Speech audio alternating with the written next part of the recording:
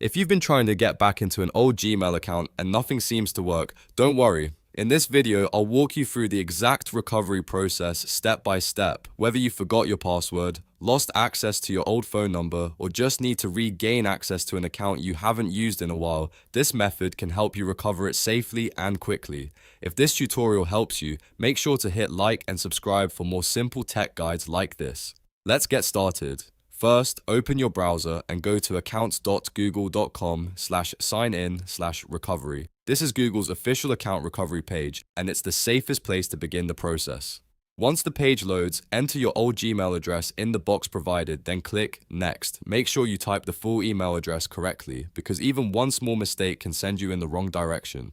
After that, Google will ask you to verify that you're the owner of the account. On the next screen, click Forgot Password if that option appears. This is the standard path for recovering an old Gmail account when you no longer remember the current password. Google may then ask you to enter the last password you remember for that account. If you can recall any old password, even if it's not the most recent one, enter it here. This can increase your chances of verifying the account successfully.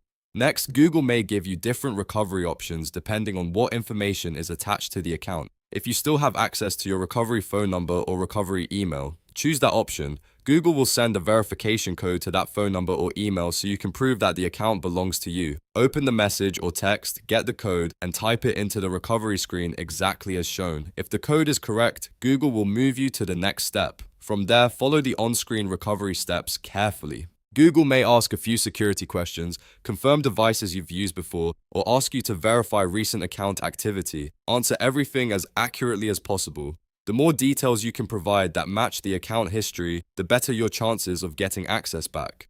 If Google trusts the information you entered, it may prompt you to create a new password for the account. If you see the option to make a new password, choose something strong and secure that you haven't used before. A good password should be unique, hard to guess, and easy for you to remember. Once you've created it, save the changes and complete the recovery process.